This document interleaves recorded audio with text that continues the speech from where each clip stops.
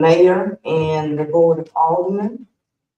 Today is Thursday, August 13th. Roll call to determine a quorum. Ms. Angela Chapin, District 8. Here. Mr. Henry Doty, District B. Here. Mr. James Green, District C. Here. Mr. Derek Green, District D. Present. And Mr. Howard Block, District E. Here. All five are present. We have a quorum. Thank you. We will have the invocation. We'll ask Bishop Charles Bradford to deliver the invocation and then the Pledge of Allegiance. And we pray. I think you're working. Oh, Heavenly Father, Lord, we thank you for this meeting tonight, Lord. We ask you to open every heart and every mind, Lord. Lord, look over our city of Bastrop, Lord. Lead us in the way that you are going to do. Lord, give us the mindset to make the proper decision, Lord. Look over our marriages on vacation, look over our community as we go forward. Lord, we just thank you for all you have done. Lord, most of all, we thank you for what you're going to do. In Jesus' name we pray. Amen. Amen. Salute, flag, to the flag of the United States of America, to the republic for which it stands, one nation, under God, indivisible, with liberty and justice for all.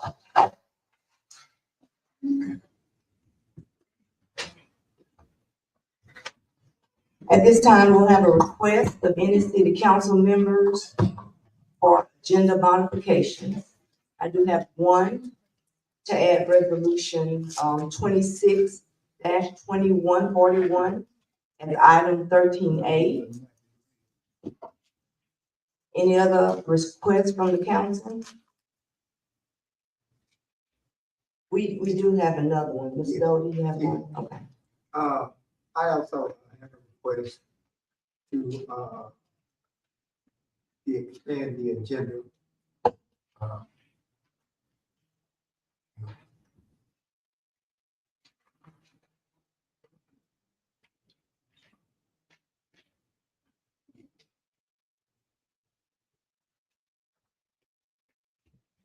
I'd like to expand the agenda and make a request that we schedule, have a special call meeting for next week. There are some items on the agenda that we need to take care of. Can I get a motion to expand the agenda for I'll make these a two items? Before you, just clarify your date and time. That would be next Thursday. 20th, Yes, what time? Council? 5:30, 5:30. What day? next Thursday, the 20th. This motion on the floor to expand the agenda. Yeah. I'll make that motion. I second it. All in favor? Aye. Any opposed? Motion carries. We're at number 4 for announcements and recognitions by the mayor and the council. I have one. I want to thank everyone for assisting in my backpack giveaway. We hosted in District A, which was a landmark event. I appreciate everybody from the council and the community that assisted. Mr. Green, thank you for being, Darren Green for being boots on the ground. I appreciate you.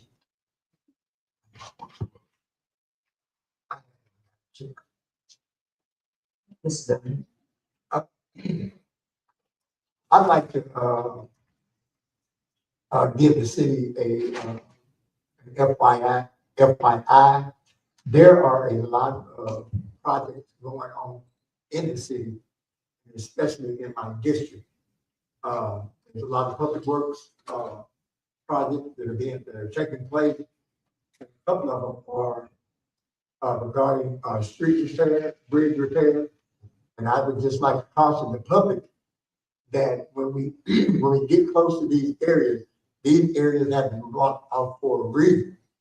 And I would ask the public to make sure that we're not going inside. If you don't live in that area and that road is blocked out, just ask you to be careful in that area. And if you can, bypass it so we don't have to worry about tearing up the road signs, the block off signs.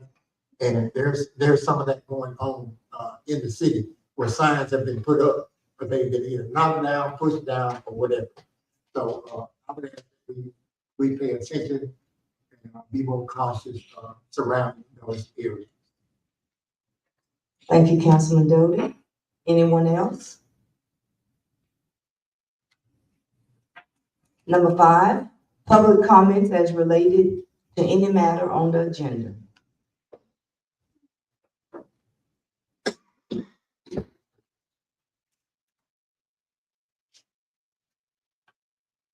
Good evening, Council and Mayor Pro Tem.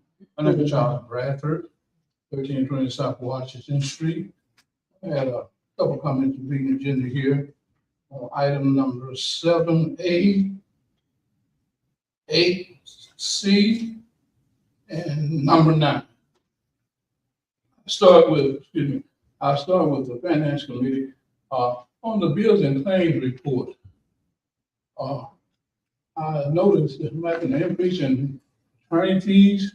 I just wondering what, anybody explain, maybe,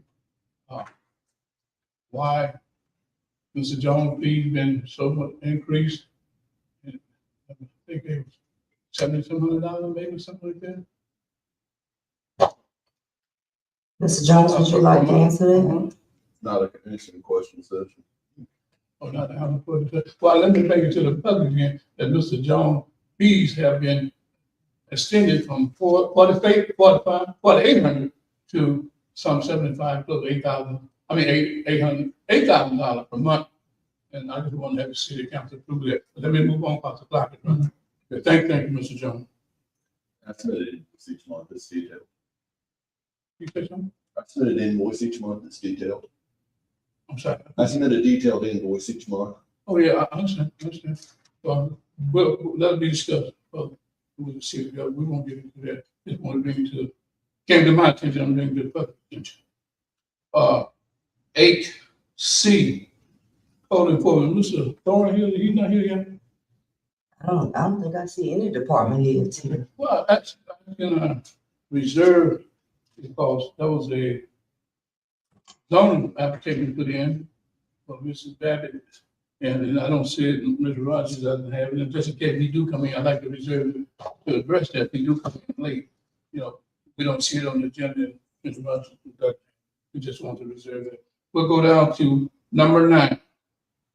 Action on ordinary resolution introducing the previous minutes, approval of order 264287, the ordinance establishing Solar Panel Administration Project and standard.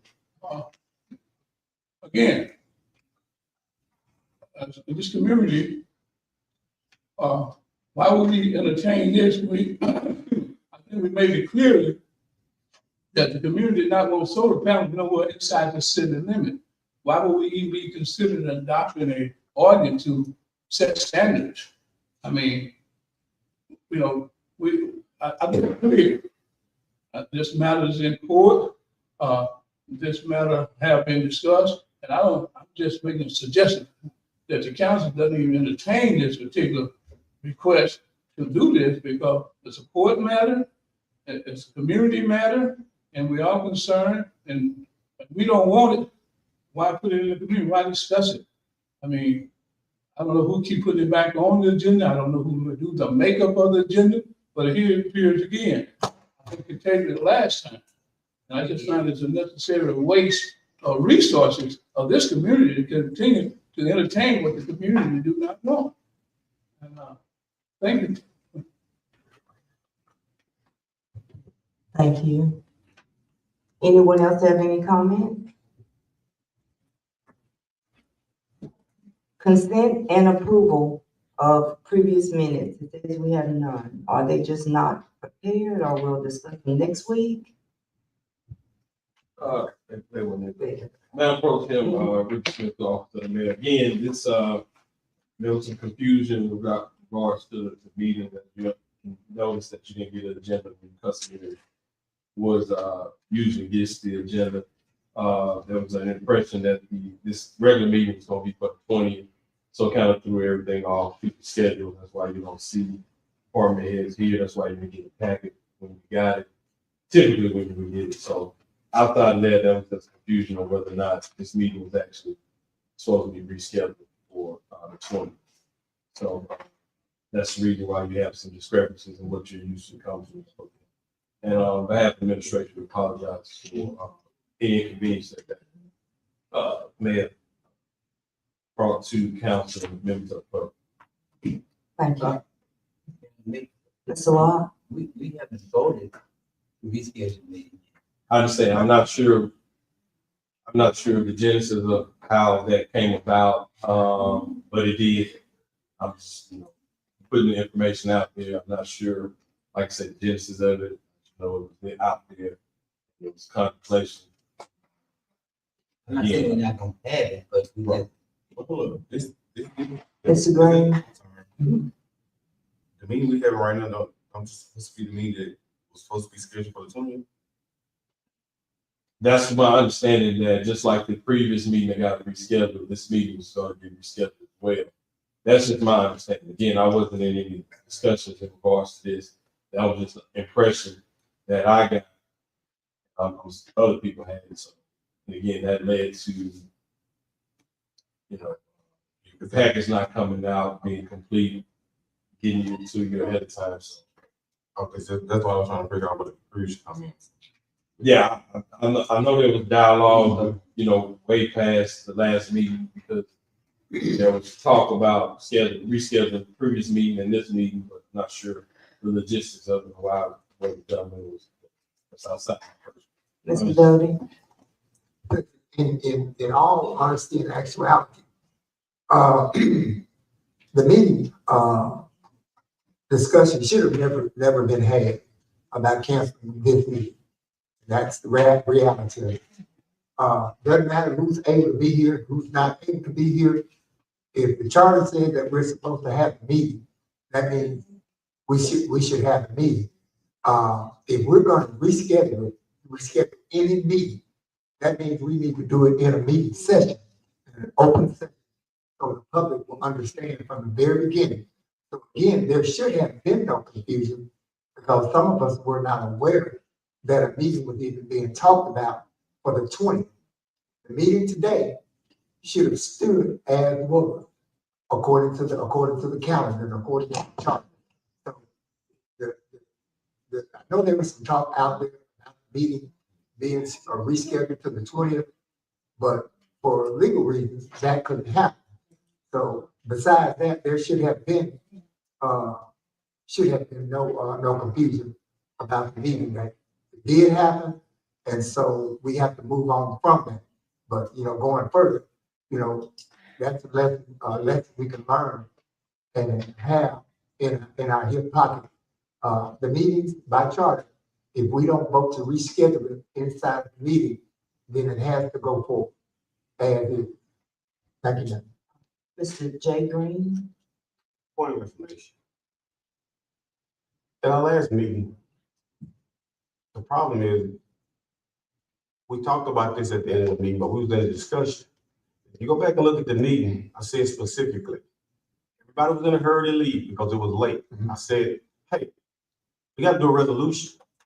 But everybody was in a hurry. Nobody said anything. So we got to do a resolution if we're going to move the meeting. Nobody said anything. So this is where we at. Because we represent the people. You don't have to get in a hurry. We don't come in for a show. You don't worry about how long we be here. You got to do things proper in order. When we left here, we didn't do a resolution. We should have done a resolution. So we actually talked about it at the meeting. It was an open forum meeting. We was at the council meeting. We spoke about it, but everybody was like ready to go, and nobody really was focusing in on it towards the end of the meeting, because it was a long, drawn out meeting. And if you go back and look at the meeting, we discussed it at the end of the meeting. And everybody was kind of like in agreement on it, but we never did anything for them. Thank you. Number 7, consideration and action on reports of committee appointed of the governing body. A, Finance Committee report, Mr. J. Green. It seemed to be some problem. We had to get a finance meeting pretty early. There was some, Mr. Doty, he was alluding to a few things, Madam Pro Tem. Mhm. It's a few things that y'all had questioned and the attorney's here now. What I'd like to do, I'm sorry. Mr. Doty, What I'd like to do is, table, the minutes for, in the bills and claims for the meeting, for the, July monthly bills and claims. There are some issues that need to be discussed, at another meeting time and date. I make a motion that we do not accept the monthly bills and claims as is, and we table it, to, a future, special call meeting. Point of order. We actually don't really have to accept the meetings. It's just a time for us to, talk about the discrepancies or whatever we want to discuss, because actually we don't have to reject or table it because we're not mandated to accept it anyway.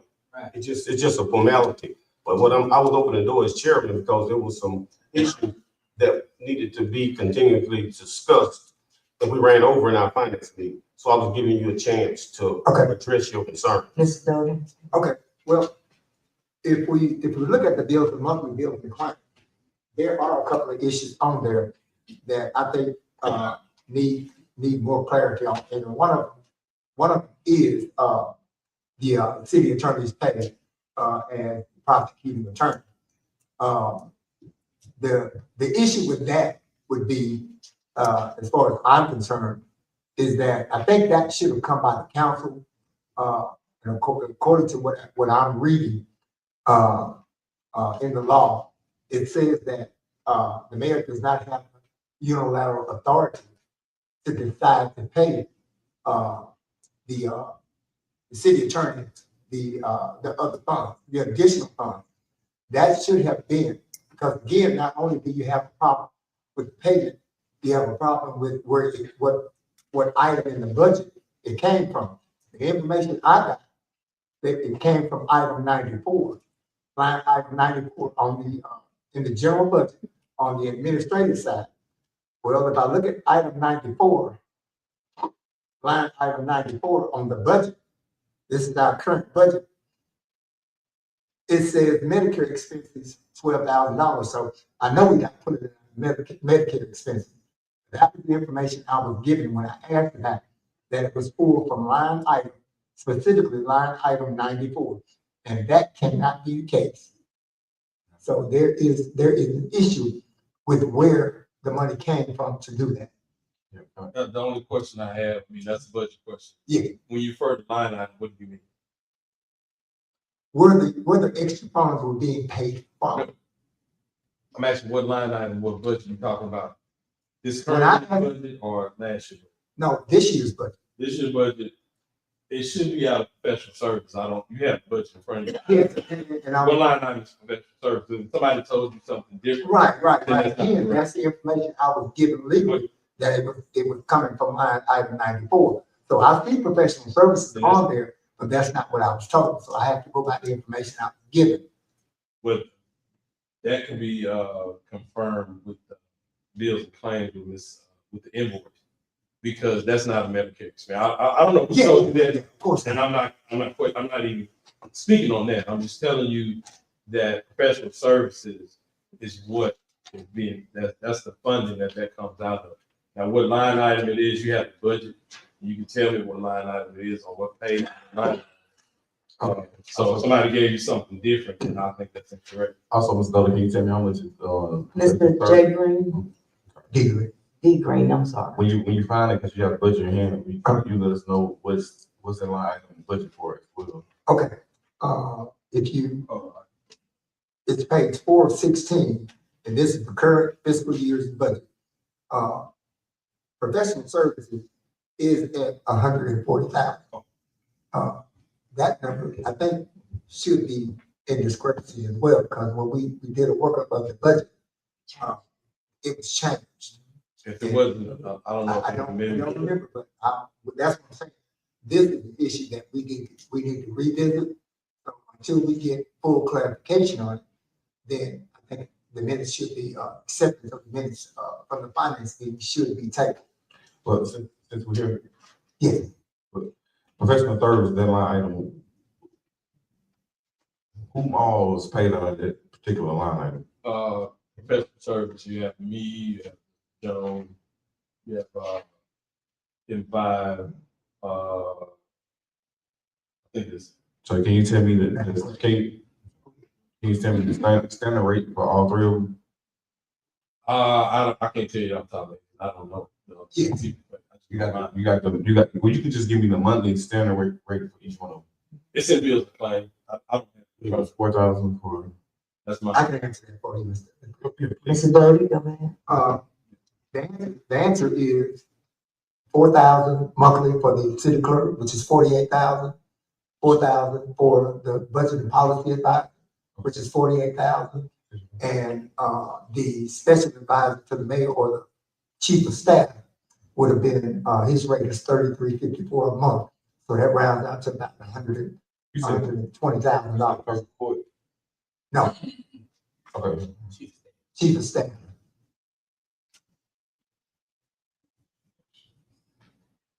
All three of those should be right at $120,000. What does the professional service? 136, yeah, 136. professional services is what it is. It's contract work. No, I'm talking about the amount in the budget. So- Mayor Pro Tem, Yes, Mr. Well, Bond? what is in the budget for? I think Mr. Doty said what? 140. cause I'm running to like, so you got two of those names, 48,000 a piece. It's 48. And you do 12 times 33.54. That'll give you his yearly rate.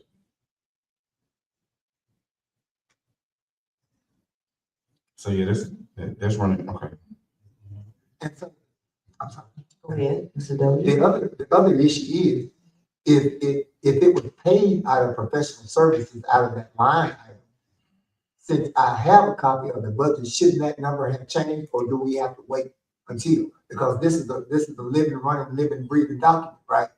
So, Yeah, it would change if, the projection when we get to Q1 justify the change, but just because it changed outtracks the budget, that's just a decision we have to make. Because if we get a Q1 and it's more than 25%, then we have to make an adjustment.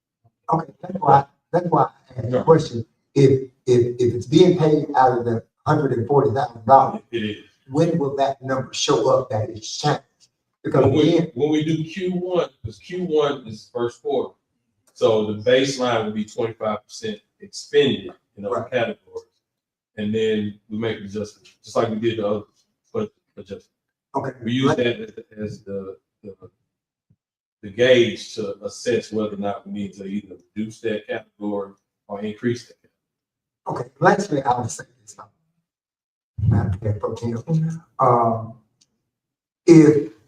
If money is being paid out of this particular line item for the last 3 or 4 months, then again, we've exhausted the $140,000 already. If the current trend goes Right. for 52 weeks, Yeah, you bust. well, yeah, but we not there. You gonna bust it. Yeah. You gonna bust it. But that's the reason why that's why they recommend you do budget revisions, why we do a quarterly budget revision, because that number's gonna jump out of. Yeah. You're gonna go these categories, everything on 25%, just like we did the first time. You question every line item that's exceeded budget, except for the ones like, I remember you had a question, we had, I think it was the, insurance, we pay all that at one time, so it was 90% because we paid it. So those line items you kind of set to the side because that's not the right gauge.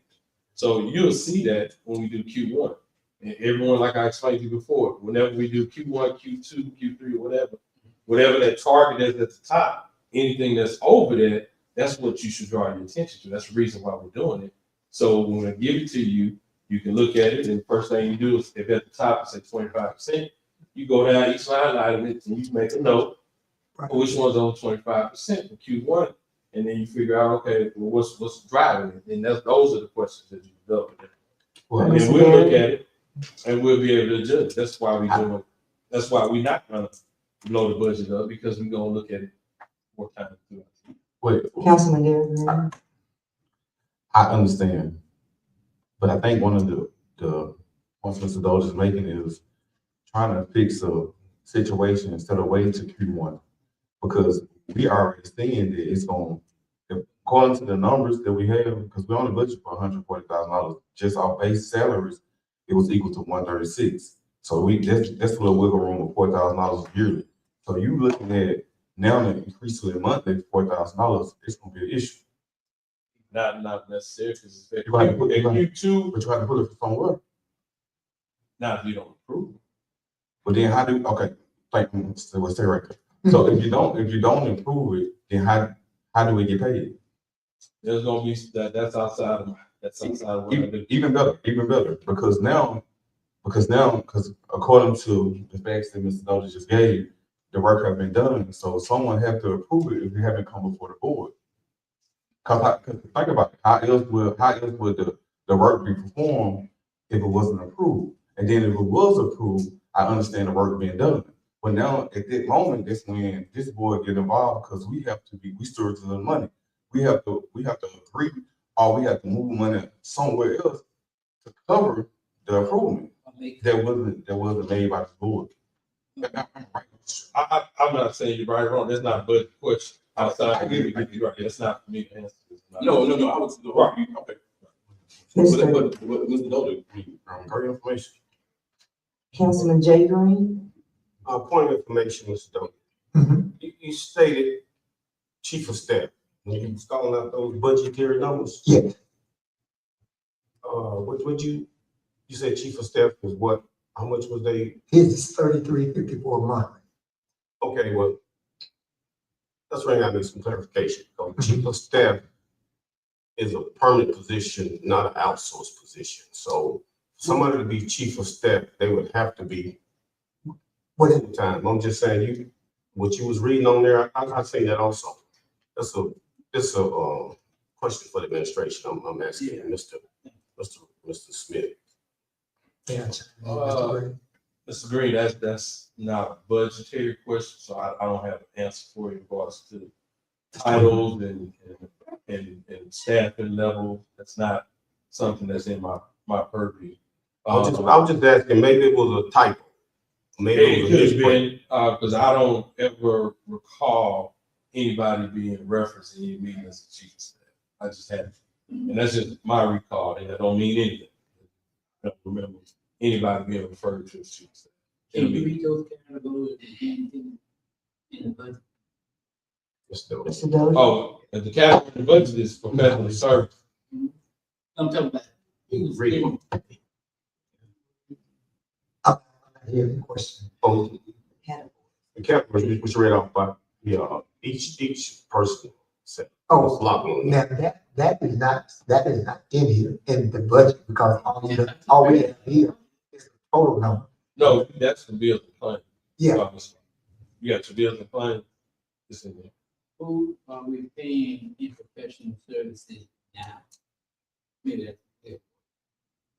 Myself, Mr. Jones, Empire. So do we have a, just you all three? Cause I mean, I know we're addressing this number, but we also gotta address the fact that, if I'm not mistaken, maybe somebody correct me if I'm wrong, that attorney doing extra work now. So I'm assuming that it have to be extra work done in order for the increase in pay to be done. I mean, am I right or am I wrong? Yes, It's, you're right. it's gonna have to be administrative, it's gonna have to, That's that's what we'll have to come to. Go ahead. according to the contracts that was, brought before the council and validated, Mr. Mayo's position was contracted as not Mayo, Mr. Mayo himself, but his company, M5, to provide chief of staff services Oh, to the city. That's what that contract states. Okay. Well, just on for the record, that this. Right. But that's something that the administration will have to address. yeah. Right, of course, Yeah. We don't need- but we were just talking. Right. Okay. Well, that is the decision of the council, is not to accept the bills and claims for the month of July. 7B will be Planning and Zoning Committee.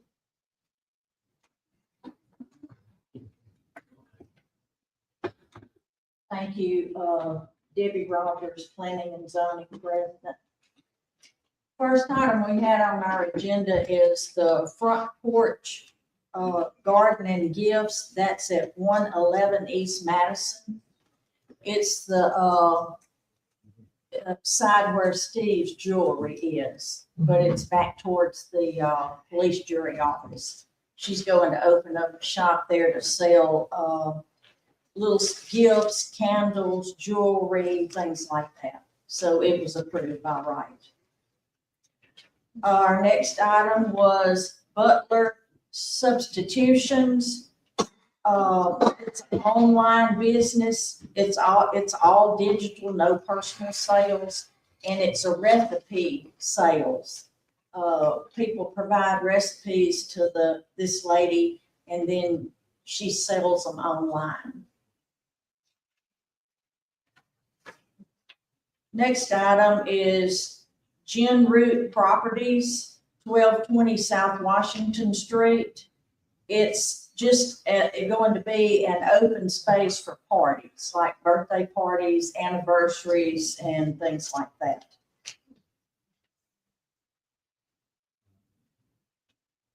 Okay, this is a special use permit. Let me address the question that Mr. Bradford had. If they submitted their application after our last meeting, which was the 20th, it will be at our next meeting. So it's kind of bad for some people, because if they do it like a day after our meeting, you got to wait 30 days before your application is heard. So it may be that theirs was submitted late. All right, this is a special use permit, and it was voted to send to the city council for either approval or decline. Shannon Walker, it's 212 Terrace Street, 212 Terrace. She wants, there's like a concrete slab where a house burned, but it's been completely torn down and it's just the slab there. Well, she has a brother who is homeless, and she wants to put an RV there and for him to live in. Right now, the RV only has a generator, but if he's allowed to move there, they're going to get an electrical pole and water and all that to hook up so that he can run it on electricity instead of the generator. She said she did check with the neighbors that live next door, and the neighbors were okay with that being there. So, but it is an RV. It's not a mobile home. So anyway, that's something that the city council needs to either approve or decline. What was the report of the P&Z? Pardon me? What was the report of the P&Z? Was there a recommendation? Yeah, it was a recommendation that we send it to the city council. Did you recommend to approve or disapprove? We, neither one. You have to make one of those. Okay, You have to either recommend it or not recommend it. And it comes here. okay, There's no sitting in the middle. all right. That's So, gonna be my point of information. okay. Yeah. I do know. So when is your next meeting, Ms. Rogers? Monday. Monday? Yes, Okay. ma'am. So we will have the results on Thursday's meeting. Yes, ma'am. And you said the neighbors did not object to having it there. Yes, sir. Mr. Doty? Thank you for your presentation, Debbie. Pretty much the only thing that I'm wondering is why we don't have that in our packets. This is not, regarding you, that would be. Yes, admin, I issue. understand. Yeah, I explained that earlier, Mr. Doty. I'm sorry. Confusion, you didn't get your packets in time that you Okay. usually get with the information. So we'll have that for the Yeah, I mean, well, if they meet Monday, it'd probably be a day or two. I'm talking about the information she has now. That can go. Yeah, but they gotta revisit it, so it's gonna be different. So there's no need to give it to you if that's no recommendation. I'm saying, you have to revisit how many, all of Just one, Just them? Okay, just yeah. this The one. rest should come to us. I don't think you had, did you have just one? It's just Just one one. special. It was just, that's what I said, it was just one. That's the one. It was just one. So if we, vote on it Monday night, then we could, present it at your next meeting, or next week, is that what you're 20th, on the saying? 20th. Okay. That's all. I heard one. Thank you. Any other questions for Ms. Rogers? Thank you, Ms. Rogers. Thank you.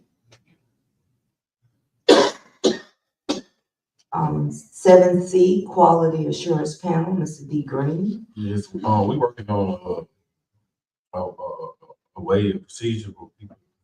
Brought our attention, very serious things that's going place. I'm really not sure right now at the current moment, but once we establish a way to deal with the complaints with City Attorney Mr. Jones, we would call a special meeting and we would let the council know what's going on. But it's some things that came upon, fell in some of our lap that we have to address soon. So when I get more information, I'll let the council. Thank you, Mr. D. Green. 7D, Historical District Board, Ms. D. Tubbs.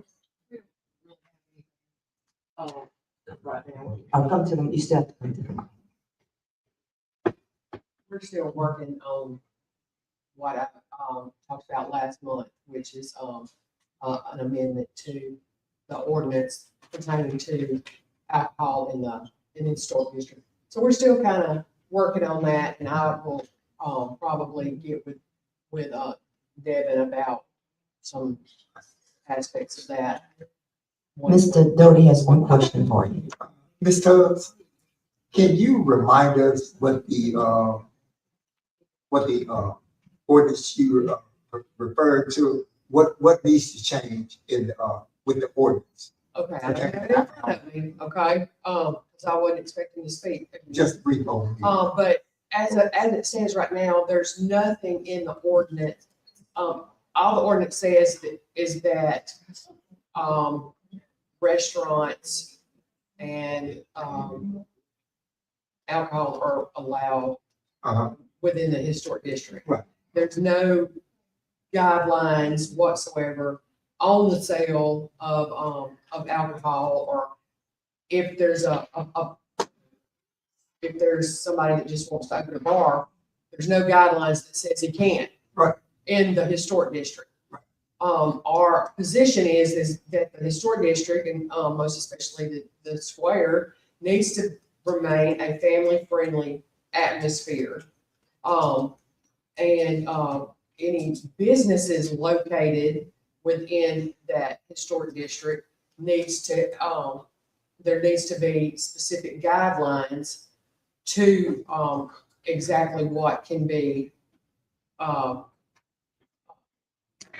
served in the whatever historic district, which is the square around the Bastrop and the block, completely around.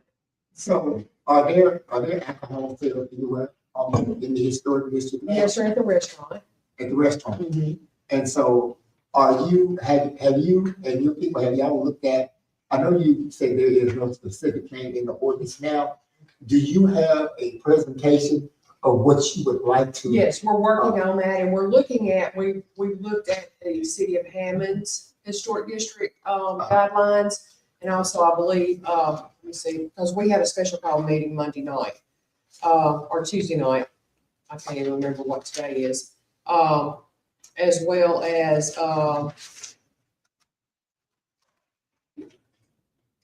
Covington. We're looking at their historic district guidelines, and as they pertain to, the sale of alcohol, the sale of exactly what is allowed inside their historic district. So we're hoping to possibly model it by something that's already done. We don't want to recreate the wheel and have to go out and do all that. So we're looking at, a couple of other ones to see, we like this in this one, we like this in this one, and kind of put it together to be able to present. Right, my last question. What? Jay Green, Yes. Jay Green, Point of information. Mr. Jay Green, So you get your point of information. That's where it's supposed to go. go ahead. Come down the line. I got a question for you. Sure. Those laws you referred to, that was in the inception of the historic, when was the historical district established? Ms. Debbie, do you have that, do you have it was, Don't worry about this. I have been on the historic district for at least 20 years, and it was established probably 5 or 6 years before I've been on that So district. that's what you referred to as the original Yes. law, having nothing, it's always been like that. Nothing has been amended. When we became a Main Street town, and I please don't hold me exactly to this because I'm trying to think, and I'm 57 years old. So when we established the Main Street project here, that is when, about that time, that is when the historical district came in around the same time. Okay, it's not a gotcha question. I was leading, I'm going somewhere, because I want to know, the laws you read in the ordinance, that was when it was first established. That's all I'm That's asking. right, So yes, it's the original, it's the original, yes, that's what I was. So you've been on it 20 years. yes, sir. And there have been alcohol has been, y'all have any, besides that restaurant up there now, have y'all denied anyone else the right to? We've never denied anyone anything. We don't have that power. No, I'm just saying, when y'all in the historical district, y'all recommend or whatever, so it's always been, they have always been able to sell. You just trying to get another ordinance to. We're trying to be proactive before, because we do have several empty buildings, okay? And historically, they have been retail, the restaurant, PT's as a restaurant. Other than those two, historically, it's been retail. And so as we do have empty buildings and, talk comes up, well, what about if somebody wants to do this? What about if somebody wants to do that? We're trying to be proactive to say, we want the area to stay family friendly and along with the concept of what the historic district means. Mr. Doty, you have another question? I'm good. You come. Anybody else? But we should have something for you. All right. Thank you, so Mr. much. All right. Number 8A, Bastrop City Police Department, Chief Reed. I'm looking out, I don't see any department. B Fire Chief Williams. 8C, Code Enforcement Officer, Lee Thornton. D, Public Works Assistant Director, Karen Thompson. E, City Clerk, Ms. Clark, I know she was here. Does she know too, Mr. Smith? I'm not sure what. I'm here. Well, I know this meeting was posted. I know there's some confusion, but this meeting was posted. You have a comment? Yes, I know nobody else can answer why, nobody is here, or nobody is not here. That's not for any of us to do. But we've had and we've asked for these officials, department heads, to be present, at the council meetings.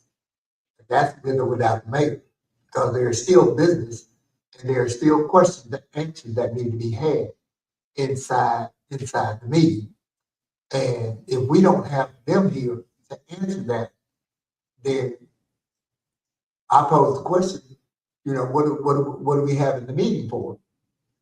Cause that's a very vital part of why we have these meetings. And this is in response, all of this is in response to the public need. This is about the city of Bastrop. So, and I'm just gonna go on record saying that because there are no department heads here, that begs the question, why? And nobody can answer that. So that's a question for the administration. And again, I want to go on record as stating that in our future meetings, that department heads need to be present. If they are the department head and they are listed on this form, they need to be present.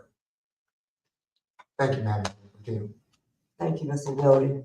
I'm in agreement. Yeah. Thank you all. F, City Attorney, Mr. Jones.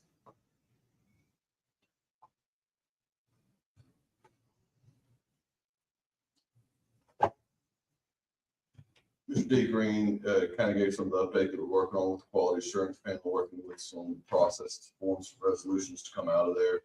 We've also worked forward with dealing. We had a training back in July with the police department when it relates to their legal updates and their enforcement and issues like that with report writing and everything else. So they were able to, we did a lunch with it and was able to update them on all the legal aspects of necessary, which would also satisfy their requirements for continuing education.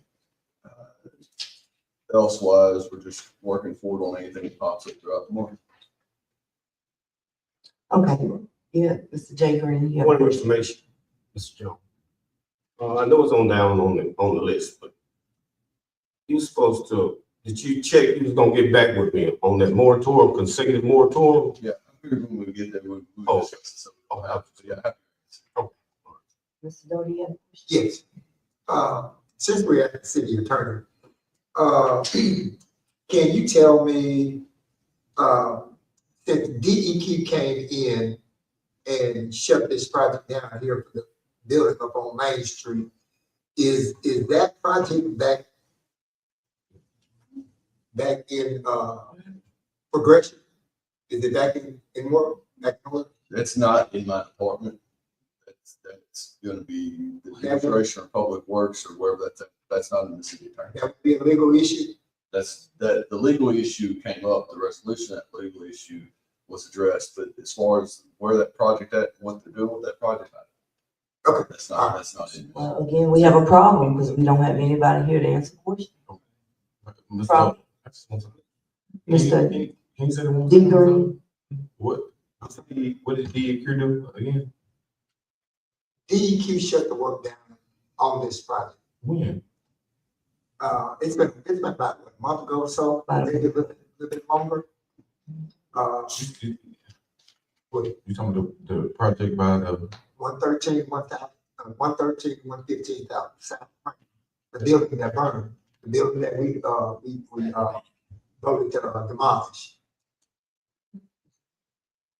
I didn't know this. Yeah, point of information, Mr. Stone, but just for J. the record, it was shut down because it has asbestos in it. And you got to be certified when it deal with asbestos. Say when it's 2 or more consecutive buildings or something, you gotta be certified. So therefore, they came in and they didn't have the qualifications or whatever, and they just shut the project down for the notice. And I don't know where we stand at. Yeah, that's more dealing with the contractor than us. That was the labor that was doing it that had contracted. Point of information. Mr. J. Green, That's why. D. Green. So in a situation like that, I understand that we had somebody contracted out to do the job. How do the payment work at that moment? Like, do we still- Contract works paid on performance, and so paid on completion. So until completion, we don't. Oh, Mr. Doty, Mr. D. Green, there's already been 2 payments on the work at the building. two $2,500 payments, for this Hawkins. She's the one that's working on the building. After that, that's kind of around the time the building is shut down. Maybe around after that second payment. So again, I only asked the question because we were at the legal part. And if DEQ shut it down, then I'm thinking that, you know, it's now become a legal issue. So he's saying that it's more administrative, so. Yeah, I don't think the problem. the legal aspect of it is the contract. Okay, yeah. It's kind of like, because they're performing the work, that's whatever it takes to get them legal or qualified. I don't know where they're at with their issue. I know on our side, whether they've started back up or not, or when they plan on, I don't have any. But the city would have some liability in that as well, would they not? If I may, the DEQ did come in and shut the project down. The site was tested.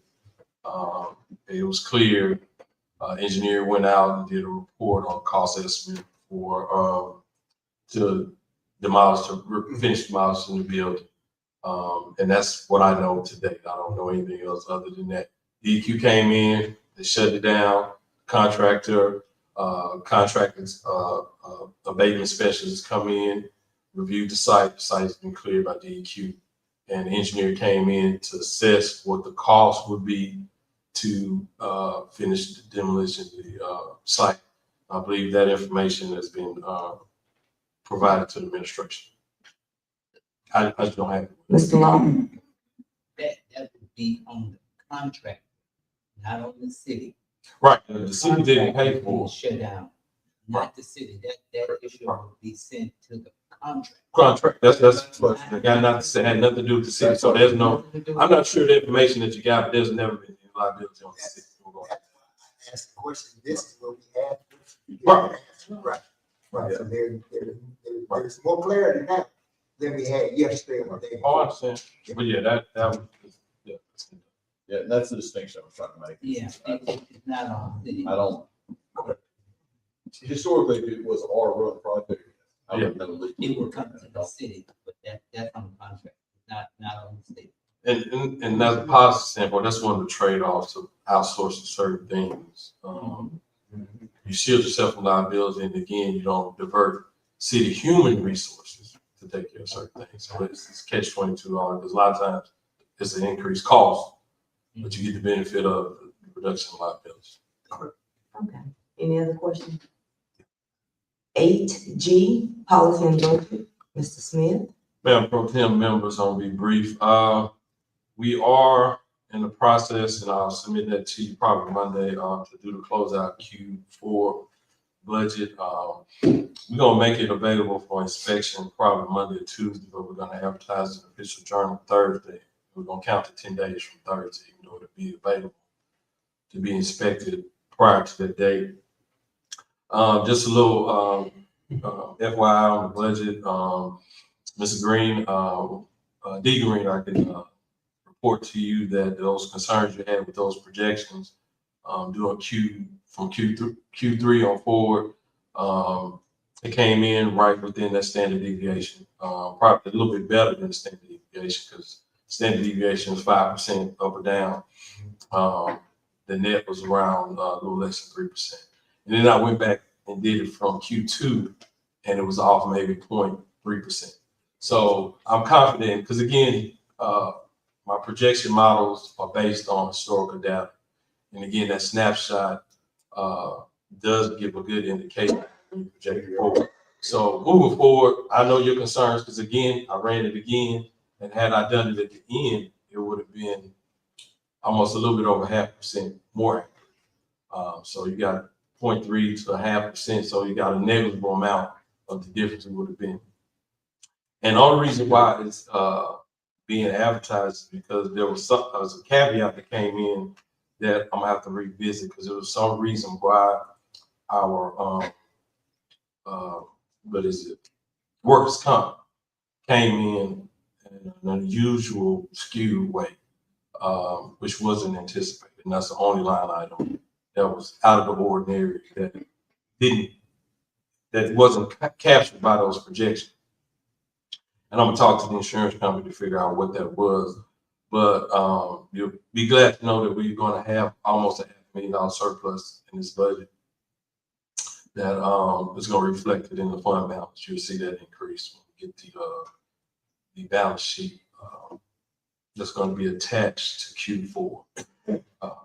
So the numbers are pretty straightforward. You have, I'm gonna try to get it out to you tomorrow, but don't hold me to that. For Monday, you will have it. And we're gonna do for all three budgets, even though they're within that 5% variance. And they're not necessarily need to be advertised, but since we advertise in the general fund, we're just gonna put them all out there for inspection. Because we're gonna pay one cost, so we might as well put them all out there for everybody to see. Mr. J. Green, you got a question? Yes, Mr. Smith, if you policy person that we need to talk about, let's go back to the asbestos deal. I spoke with you once before about when they talked to the state inspector when they came out and they did the inspection, it was like, it may have been you and Mr. Jones. We discussed so much, but I think the best policy, the best practice going forward is reach out to the state and see, because if it's, I think it was 2 or more was connected, you had to have it inspected in the downtown area. So don't quote me on what I'm saying is best practice is get with them and see what the specification and the specs that you need before you even start working on something. What's the reason that we would have to have it inspected by a state inspector for asbestos or a contractor for asbestos? So before we go sourcing it out, outsourcing it, have somebody work on it, let's make sure that we're gonna be in compliance with state rules and regulations. Yeah, and that's what we are moving forward, because the engineer not only did that project, but did some other projects that we'll put that information out there to you. That particular project was unique in the sense that it presented a safety hazard. So again, I think you alluded to the 2 payments that were made initially.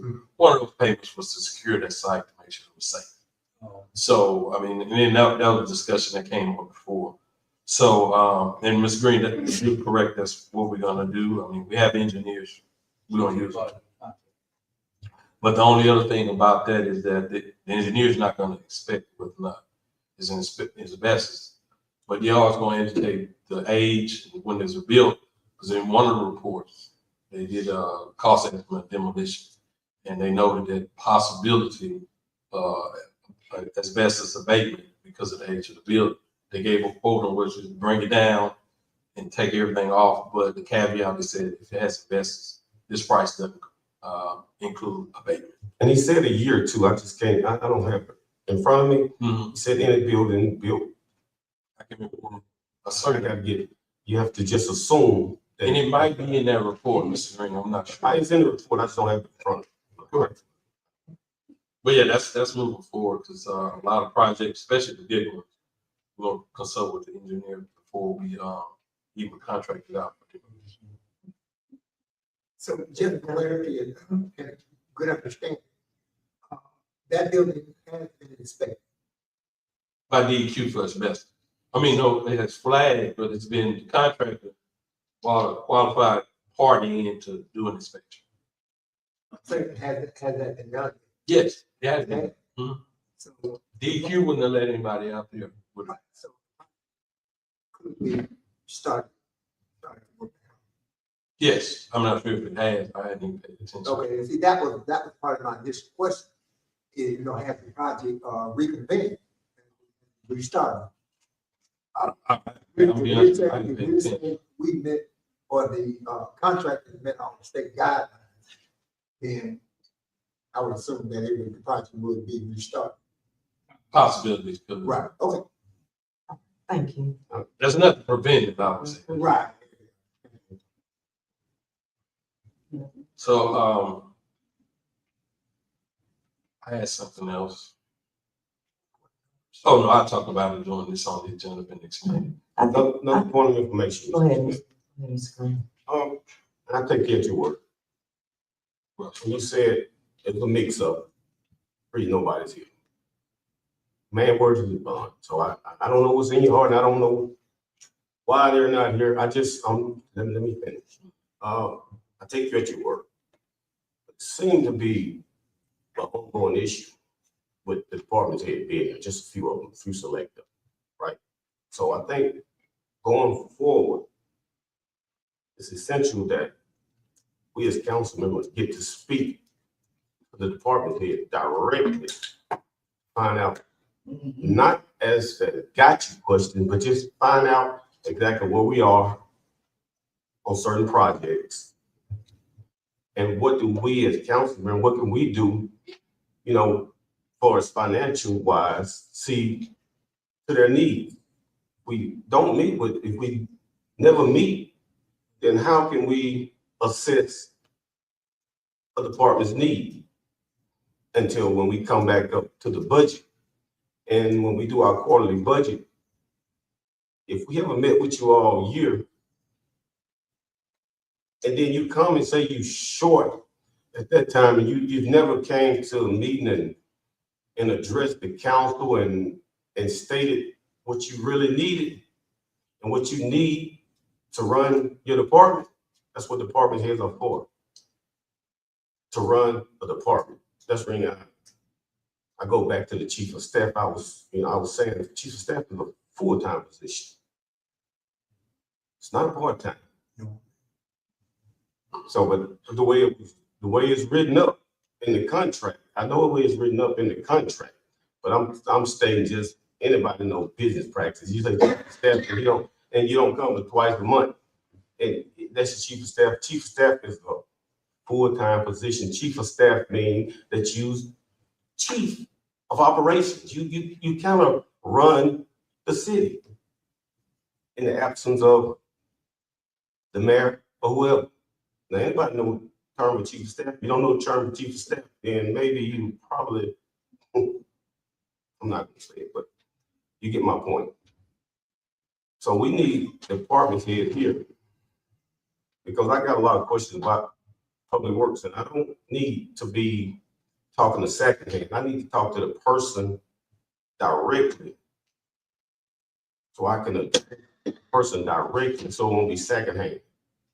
Because if you don't have department heads, it all stops with the mayor.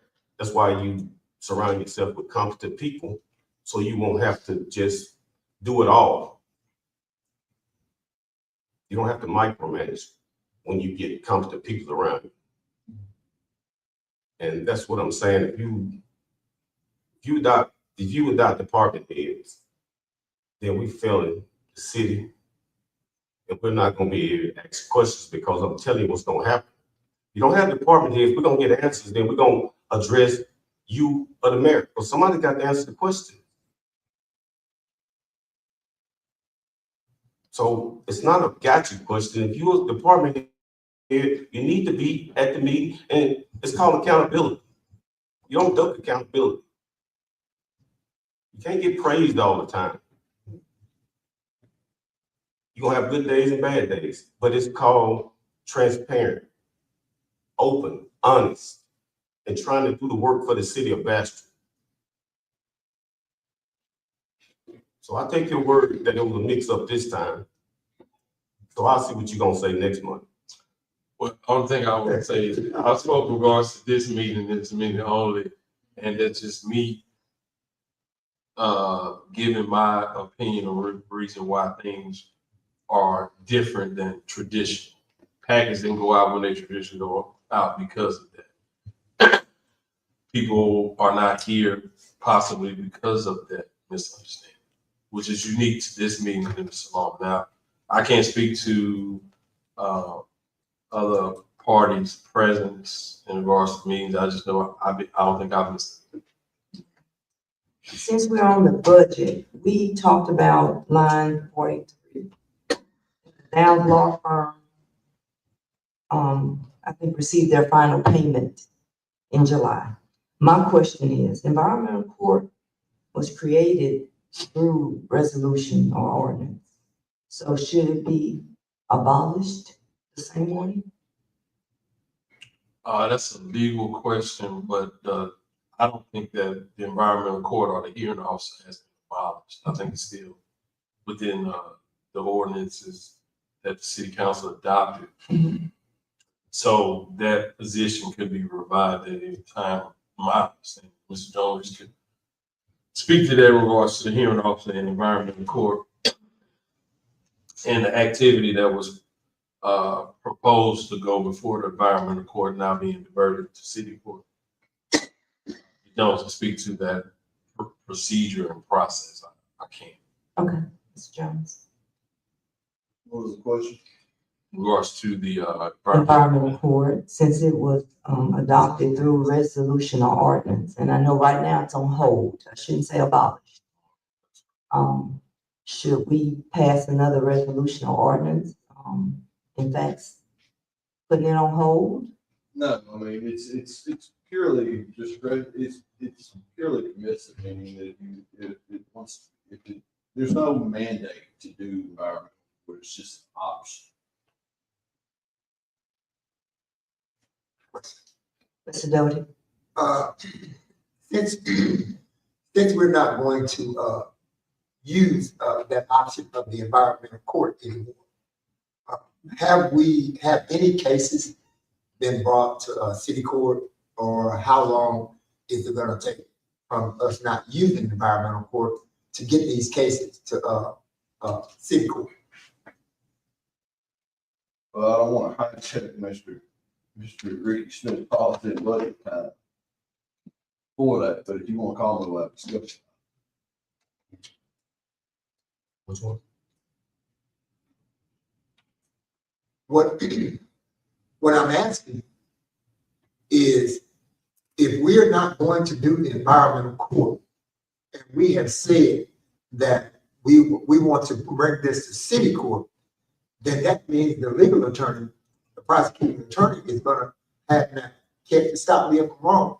And there is going to be some work that the prosecuting attorney has to do inside of the city court with those citations coming to court. right. Well, what I think Mr. Jones was trying to say is that we're in a budget policy area. If you want to suspend Robert Rule and go back to the city attorney, We can you suspend can, it. because I addressed Madam Clerk's original budget question. Right. And it's just kind of warping it.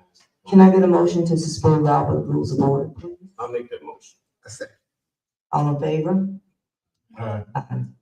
before you do it, you know, I We're said, done with you. Thank you. Mr. Jones, Yes. go ahead and answer for it. Okay. Question.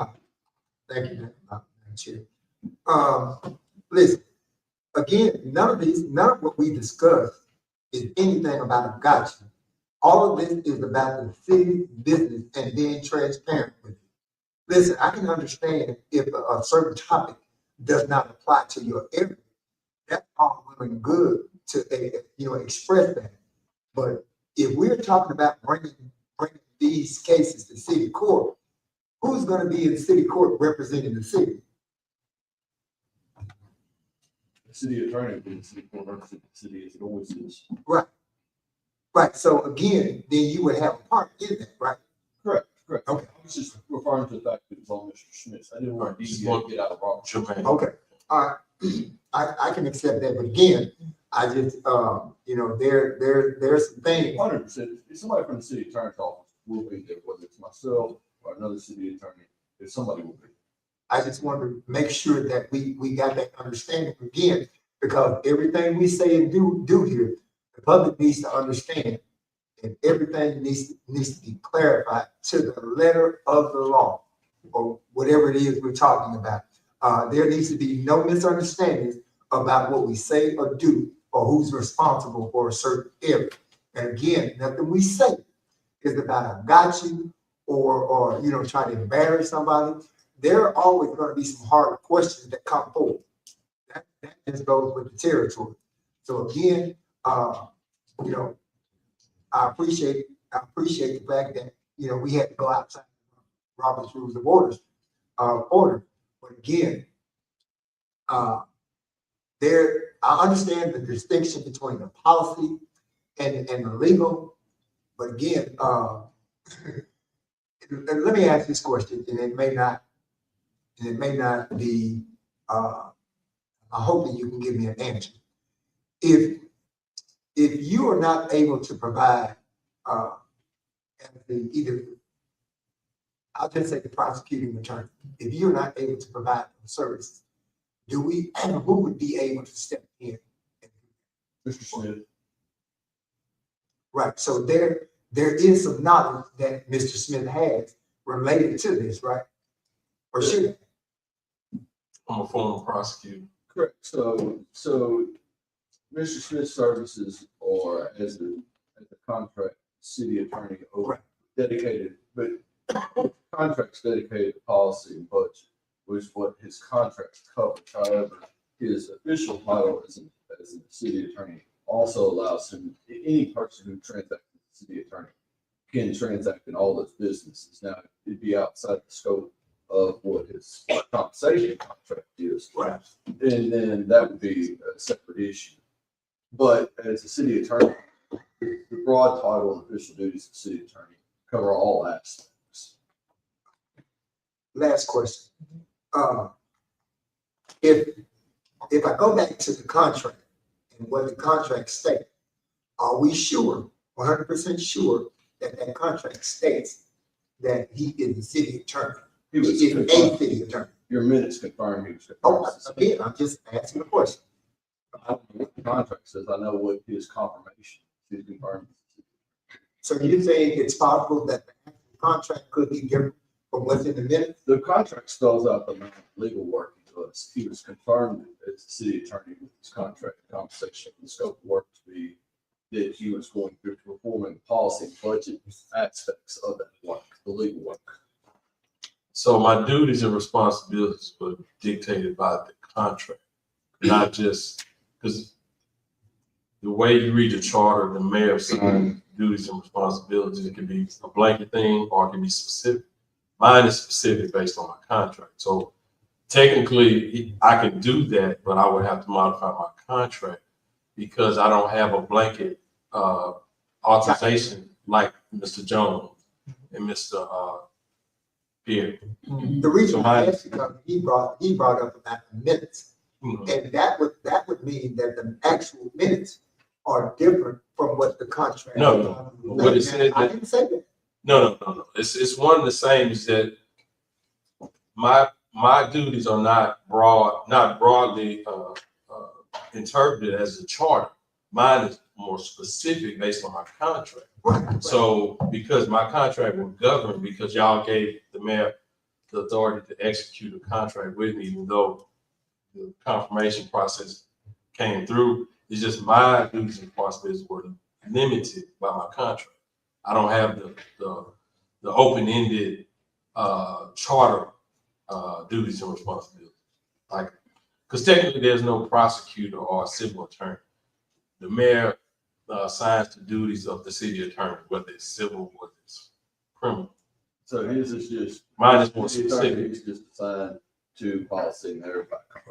It's narrow. My duties are narrow, Right. tailored to my contract, as opposed to the general authority that's given to city attorneys under the charter.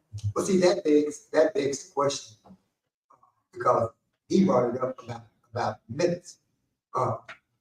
If the minutes don't reflect what's in that contract, No, No, No. you misunderstand. he was confirmed as a city attorney. His contract Define my duties. defines his duties. so He what's could in do there? the other duties, but he's not obligated by contract to do the other duties, but he has the ability to, if it was necessary to do them, we'd have to, then at that point, there'd be In my contract. issue of compensation, or it's outside, he's not by contract to perform those, but he can if necessary. That's the idea behind it, whenever you do Okay. it. And the idea behind it was to have a policy person that's separate from the city attorney. And again, I don't have the broad charter duties. Mine are limited Okay. to the contract. And that's by design. It's limited. Limited scope. But the title is. One information. Mr. J. Green. Glad we having this discussion. Because when I say about these department heads, we need the department heads here, because Attorney Jones is the city attorney, not just the administration attorney. He's the city attorney. He's all our attorney, right? That he works for the city of Bastrop, and last I checked, we part of the city. So my thing about it is, this was the problem is coming. This what needs to be said. The problem is, Attorney Jones do a lot. The problem that we started to see this happening is when we don't have the department heads, who answers all the questions most of the time? Attorney Jones. He's basically, that's when I asked you who chief of staff was. I was asking this for a reason. He, by default, he's taken on the role of a chief of staff for administration, and that's not fair to the city council because he represents us also.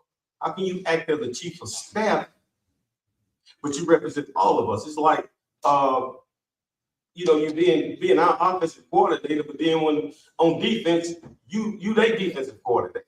So it's kind of, it's a weird job because I represent every department head, every employee, every council member. that's why I say the administration needs, that's why I'm telling you, each person, just when you say you don't want to step on Mr. Ricky toes. What I'm saying is, if the department head was here, you wouldn't have to step on nobody's toes because they would speak for the administration. And then when there's a discrepancy of something that's contrary to the law, then we both can refer to you. But if you bringing a problem to us as a chief of staff, when I say something, it look like, why was bringing an argument with the attorney? But in retrospect, you really is operating outside of that scope. You really done transition over to a chief of staff. That's bringing it look like to me and you always be having problems because when I don't agree with something with the administration, you bring it to me and then I'm gonna give you my rebuttal. It's because I end up having general knowledge. I have knowledge of a lot of things. A lot of people got knowledge, but that's what I'm talking about. When you get people around, everybody needs to kind of like, we need to kind of get in our lane so it won't be no problem. Because right now, it creates a problem like at the last time when you and I was going back and forth. I got home, I was thinking, I said, now why would I be talking to the attorney and he a pretender? He pretended to represent me, but I think he just represented the administration. So it's not fair for you to bring things that gonna be controversy, gonna create, I ain't gonna say controversy, but you know there may be some problems and we all gonna rely on you. But how can I, let me put it a little simple. How can I argue with the person that the attorney that's representing them and that has written it up? You bringing the problem to me and we supposed to solve a problem, but you the attorney and you got written it up. So you supposed to know all that when it comes to that particular thing, right? Yeah, how many times we got into our previous administrations, I got tasked to answer something that I probably have general knowledge of that I don't need to be the person probably protecting it. From there, about people that say. Mr. Law? I think that's where it's at. I think we need all our, Mr. Locke, I just bring like me, you talk, we need these departments heads here. Right. So we're gonna have these problems. Keeps me. Mr. Law? Now, we can go on and on. This is a legal opinion. Can we, as a city council, require all of our? Yes, you can. Okay. You cannot. You cannot. Okay. Charter says that the mayor, that it's provision in the charter, I can cite the specific one, that the mayor is the person, he can, if the council, he can, I'll read it specifically. You don't have to read it. I got the solution to that. I got all that. If you cannot, you right, it's day-to-day operation, but we control the purse. Right. So you get cute if you want to. Yeah. It gets down to, if you ask me legally, can you mandate compel their appearance? The charter prevents that. You be cute and they gonna get ugly. I promise you. But it's kind of also, We just- on the other end, there's always give and take everywhere. Y'all have powers, they have powers. Mrs. W, you had a question? Yeah. And then we'll So move on. when, not to belabor the issue, is that the reason why we don't have any department heads here right now? Were they instructed not to be here? They can't answer that question. I'm just throwing it out there. Answer that question. They need to answer that question. Mr.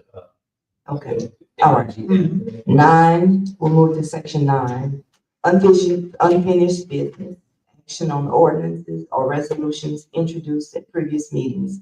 9A, approve ordinance 26-4287. It's an ordinance establishing a solar farm administration requirements and standards. Man, I move that ordinance of discussion be, taken. Have a second? I second. All in favor? Uh, Any opposed? 9B, approve ordinance 26-4294. It's an ordinance to authorize an act of sale by the city of Bastrop to sell adjudicated property described as parcel 01105 00C 0004B. It's a lot, 14-foot lot, 5 wide, 30-foot lot, 4 blocks of Volk Street, Paradise Farms, in the said subdivision. The assessed lot, assessed plate 21-5-35, in accordance with LARS 47-2202, and authorize the mayor of Bastrop to sign all necessary documents and to address their matters relative thereto. The municipal address on this one is 810 Commerce. I see the buyer is blank. Do we have a motion to approve this? I'd like to make that motion, we approve ordinance number 26-4294. All right, I say, all right, all in favor? Aye. Aye. Any opposed? All right, thank you. Go ahead, you have a Point of question? information, can we, are these the same ones that was on the agenda last time? These are the exact one. Mhm. Can we consolidate them Yes, certain time? I agree. I'd rather do them individually. You okay, all right. All right, well, 9, If there's any peculiarity set Okay. aside, we don't have to work on it. all right, 9C. Should do my official reading of the ordinance. Can I just say the resolution? Can I just say the ordinance? does she have to? Do I have to read the whole description? If you want Pat, me, I can spit it out. pretty quick. Okay. All right, we're gonna, move to approve ordinance, 26-4295. Mr. Jones? An ordinance to authorize an act to sell by the city of Bastrop, sell adjudicated property structure parcel 00604/00/000009, lot 9, and subdivision of 1.3 acre tract, William Johnson State Plat, book 1, page 166, in accordance with Louisiana Revised Statute 47:2202 et sec, and to authorize the mayor of Bastrop to sign all necessary paper documents and to address their matters relative thereto. May I make that motion that we, approve this, that property? I think. All in favor? Any opposed? 9D, approve ordinance, 26-4296. Mr. Jones? An ordinance to authorize an act to sell by the city of Bastrop, sell adjudicated property described as parcel 02800/002/0084 from the northeast corner of lot 1 of block 1 of Godwin Snyder subdivision of the fee tract recorded in plat book 1, page 70, run north 242.91 feet on the west line of the Moore Street west turn, north 8 degrees west 61.28 feet on the west line of the Moore Street to the point of begin, thus run west 168.8 feet, thus south 12 degrees 20 minutes, east 143.3 feet, thus run west 166.8 feet to the east line of McPhee Street, thus run north with the E line to McPhee Street to the west line the 50 foot from the center of the Missouri Pacific Railroad track and the south line of the Gillis Drive. Thus runs southeast on the south line of the Gillis Drive to the point of begin in accordance with Louisiana Revised Statute 47:22028 and to authorize the mayor of Baxter to sign all necessary documents and address their matters relative thereto. Can I get a motion, please? Mayor, I'd like to make a motion to approve ordinance number 264296. All in favor? Aye. Any opposed? Thank you. 9E, approve ordinance 26-4297, Mr. Jones. An ordinance to authorize an act of sale by the city of Baxter to sell adjudicated property described as parcel 00504/000/000C : 0 accordance to the West Madison Avenue A lot in section 42-21-5E, 80 foot times 100 foot, described as beginning at 161.6 feet west of the northeast corner of the block 1 of the Greenberries St. John edition per plat in the notarial book 48, page 345, thus west along the Point Pleasant Road, 80 feet, thus south 100 feet, thus east 80 feet, thus north 100 feet, to the point of beginning being part of the same property acquired by these vendors, former BJ Greenberry, as per book 48, page 116, in accordance with Louisiana Revised Statute 47:2202, et seq, and to authorize the mayor of Baxter to sign all necessary documents and to address the matters relative thereto. Can I get a motion, please? Thank you. Second. Thank you. All in favor? Any opposed? Thank you. All ordinances have passed. Point of information for the policy maker. Who drafted these? So those, I'll let him answer. I just want to just make a clarification, because on some of these, you're gonna have a problem at the next time. Because some of these, we just went on this, some of these don't have the buyer. Well, that was taken out. Again, we were putting this on the fly. Y'all have the information in one of your packets. I just didn't have it to put the names on there. That's not required. That's FYI for your information, for the council. But I did put that information in one of your packets that had everybody. I think Mr. Doty had pointed out there was an error that the name was done twice. When we were putting it out to get it out on time, I told Mr. Jones, just take it out. I think the city council already has that information. I couldn't put my hands on mine, but that's not required. Y'all already have it. So that's the reason why I was taking out.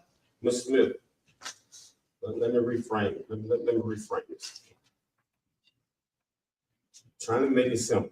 Because you remember last time, they didn't vote on it because what the buyers was on it. You keep saying this, that you put it on there before. Anytime you put it before, put the buyer on there. So if they want to pay, we can pass it. So on. I'm trying to stop an argument, because if you don't have it on there again, I didn't really pay attention. I paid attention, but I didn't really want to just be the bearer of bad news, because I'll give you a stern warning. If you don't have the buyer on the next time, I'm not voting for it. I understand it, but I don't think that's why I didn't pass, because I think Mr. Doty pointed out who the buyer was because he had the form. It was just wrong on the agenda. So you had that information, so I don't think that's why I didn't fail. But duly noted, Mr. Green, duly noted. I want to take it back. I try to broker something now. Like I'm on council, we told each other. I'm telling you, the buyer was not on the last time. That was one of the reasons that I voted no. I'm just speaking for me. Okay. I'm not sure. Well, I think it's probably a great idea to not be there, because then you can't make it personal. If you see a buyer, because normally typically in the past, we never put the buyer name by there. So now when you have a buyer name by there, it can become personal. People can say, hey, that you didn't vote because it was me.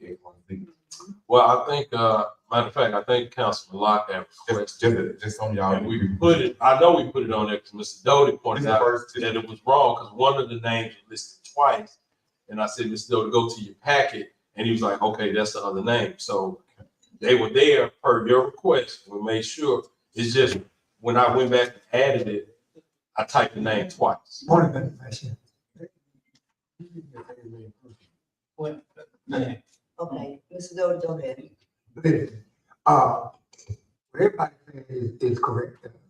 We want the buyer's information on there. No, you said for yourself.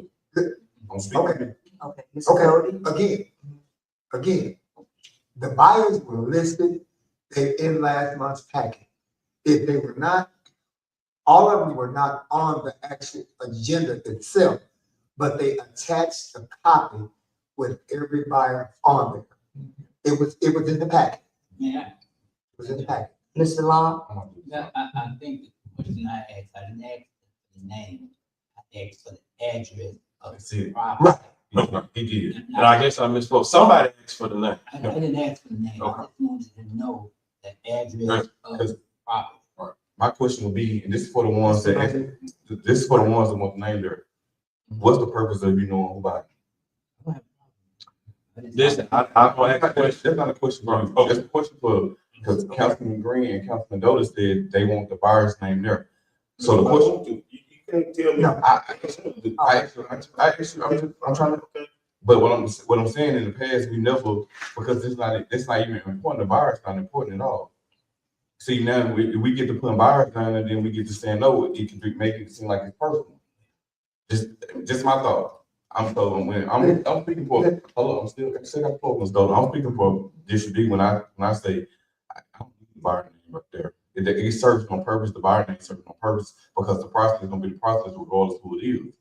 So now when you get to tie a name to it, then you get to vote which way, then somebody can say, hey, they voted that for me because it was me. And that can create a whole nother can of worms, just me. Because if we're gonna sell it regardless of who it is. So that's why I asked in the past, Ms. Angela been here and Ms. Block been here longer than the other three have. We never put the buyer name there because I asked, why is that important? Point of information, Mr. Green? point of information. Uh-huh. It don't matter. If you sell city property, all I gotta do is go ask. Right. So what you're saying is, if I wanna know who property belongs to before I vote on it, all I gotta do is ask. But you're not asking it. You're not asking who property is, you're asking who buying it. No, you missed the point. If I wanna know who buying the property, all I gotta do is ask.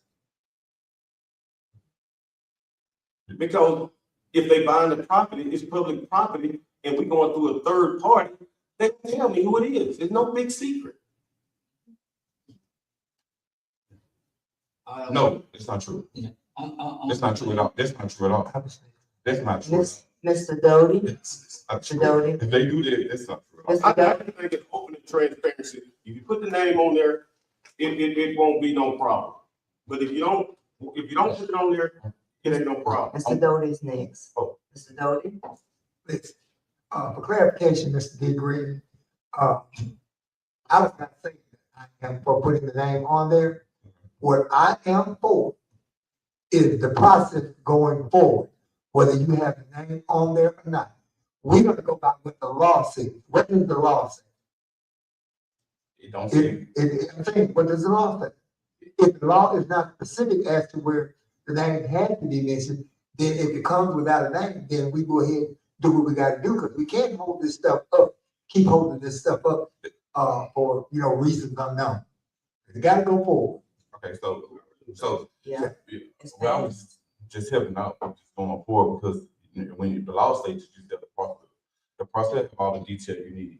Even when somebody starts the adjudicator process, to this point, you can't call and ask who, because it's redemption period put in place, which means they gotta contact the owners. What I'm asking is, but I was asking names there, I never understood why you guys wanted the names to be there, because here's why I say that, because the couple times that people voted no, it was made seem like it was personal.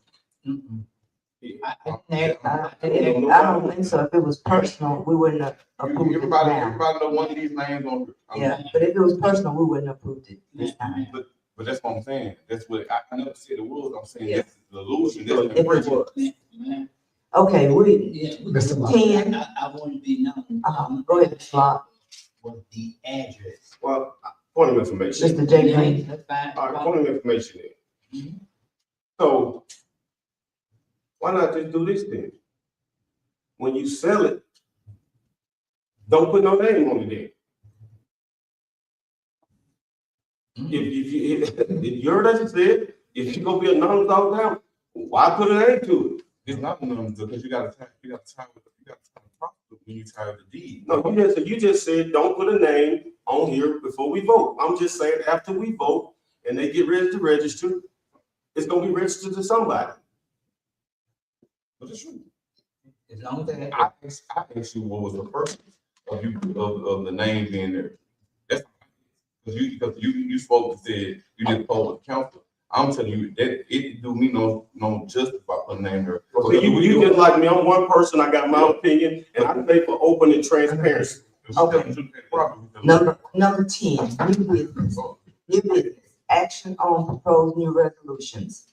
A, resolution 26-2140 is a resolution to declare surplus property for disposal. Madam Pro Tem members, I'm gonna ask that this be tabled until the September's meeting. I need to make an amendment to this, resolution to the, because we have to present it for sale before we dispose it. And, that was a step that I thought we could, circumvent because the value was less than what's stated in the statute. But I consulted with, Attorney Jones, and he said that we still need to follow that step. So I'm asking members that we just table this to the September's record. Okay, I move that this resolution be taken to the next. can I get a second? Second. All in favor? Aye. Any opposed?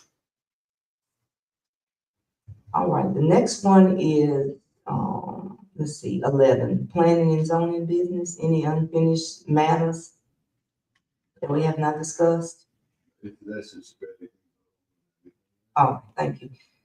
12, discussion items for discussion only. 13, which would be 13.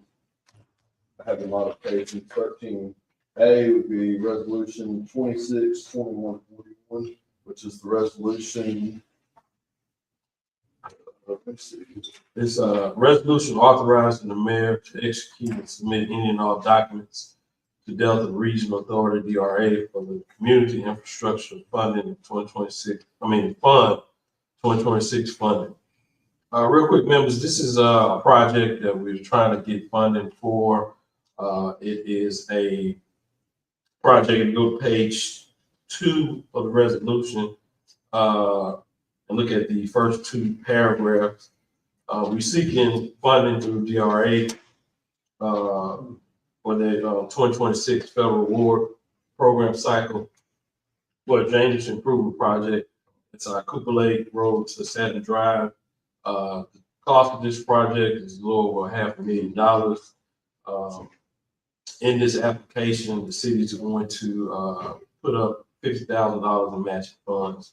The project application deadline is coming up, and this is one of the requirements to submit the application. Engineers prepared the report, updated. This was a project that the engineer presented a scope of work and the cost back in December. We just updated it so we can submit it for this application process. I move that we submit the application. I'm second. All in favor? Madam Pro Tem, roll call. Roll call, please. Ms. Angela Tappan, District A. Yes. Mr. Henry Doty, District B. Yeah. Mr. James Green, District C. Yeah. Mr. Derek Green, District D. Yes. And Mr. Howard Locke, District E. Yes. Thank you. All right, our second agenda modification is for our special call meeting next week on Thursday, August 20th, 2026 at 5:30. 5:30. 5:30. Mine is, I'm gonna try to be, no guarantees. All right, can I get a motion? please? I'd like to make that motion. Can I get a second? Second. All right, all in favor? Any opposed? So moved and carries. All right, our next one is, the request for speaker items. I don't think any of the speakers are here. 15A. Quick question. For speaker items, is it the reason they're not there, but the mix up in? I don't know. One item. I do not know. 15A is Rick Anderson. Speaker item, Yeah, both of them made contact that after the request that they would just, that they would give available this call. all right. They're two different things. I had a late meeting on those. Okay, thank you. Mr. Jones, it has the request for number 15, speaker items, is there any way we can place that back above, looking further? Top of the agenda as opposed to, Yeah, so, correct. Yeah, there can always be a request. The chairperson puts the agenda together. right. This is the first, I historically never seen an agenda. I just do it as the chairperson chooses to do it. And sometimes I'll put them up there and I'll say, hey, this is where I put it. If we have some lengthy meeting or something like that, I'll put it up there if we have some issues, but I can start trying to put them higher on. And the only reason why I ask again, it's important that we do get public input.